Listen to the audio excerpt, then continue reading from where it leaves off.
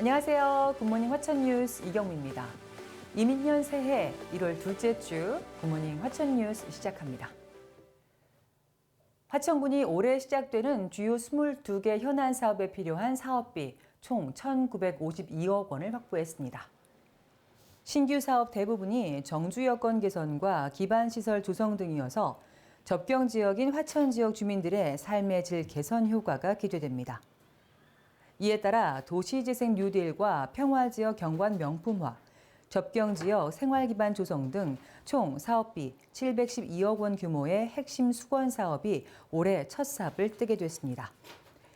이 중 도시재생 뉴딜 사업은 화천읍 중리 일대에 행정복합타운을 조성하는 것이 주요 내용입니다. 올해 화천군 주요 현안 사업이 22개군요. 12월 말이면 모두 다 이루어지겠죠? 화천군이 코로나19로 심각한 인력 부족 현상을 겪고 있는 농업인 지원을 위해 외국인 계절 근로자 제도를 시행합니다. 화천군은 지역 다문화 가족들로부터 본국 친척의 단기 취업을 위해 본국 거주 사촌 이내 친척들로 30살에서 55살까지 신청을 받고 있습니다. 도입 인원은 법무부의 인원 배정과 농가와 근로자들의 수요 조사 후 확정되며 근로기간은 오는 4월부터 11월까지입니다. 대상이 선정되면 출입국 관리사무소와 제외 공간의 사증 발급 절차를 걸쳐 입국하게 됩니다. 다문화 가족들의 본국에 있는 친척들을 부를 수 있다니 만날 수도 있고 인력 확보도 되고 일석이조군요. 화천군이 수소차 보조금 지원에 나섭니다. 화천군은 수소차 한 대당 3,550만 원의 보조금을 지원하기로 했으며 지원 대수는 승용차 10대입니다. 화천군이 수소차 보조금을 지원하는 건 올해가 처음인데요. 화천군은 전기차 보조금 지원 대수도 지난해 72대에서 올해 121대로 늘렸습니다.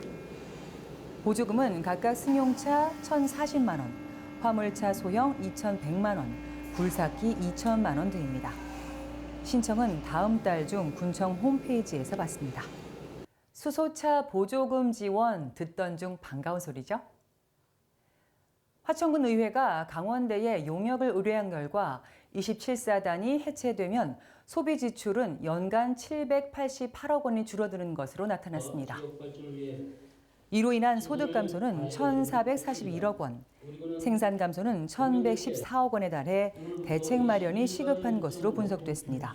상주 인구는 간부와 군인 가족을 포함해 3,492명이 줄어들고 병사들의 외출 등으로 분석한 주간 인구의 경우 4,075명 감소하는 것으로 나타났습니다.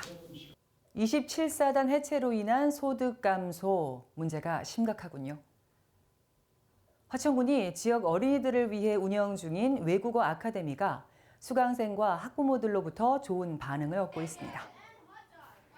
화천군은 지난해 3월부터 연말까지 외국어 아카데미를 수강한 초등학생 100명이 영어 인증시험 JET에서 각각 수준에 맞는 급수를 취득했다고 밝혔습니다.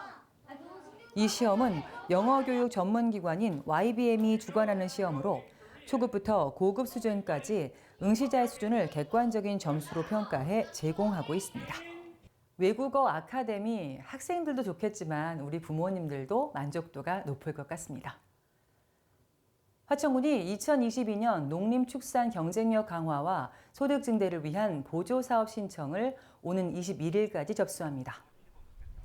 각 읍면사무소와 농업정책과, 농업진흥과, 축산과, 산림녹지과 등 관련 부서에서도 이달 말까지 신청을 받습니다. 각 마을별로도 접수를 받는데요. 접수 시기 등은 각 읍면사무소로 문의하면 됩니다. 시기에 맞춰 신청해야 될 것들이 많이 있더라고요. 꼼꼼하게 보시고 꼭 신청하시기 바랍니다. 저는 다음 주에 다시 오겠습니다. 고맙습니다.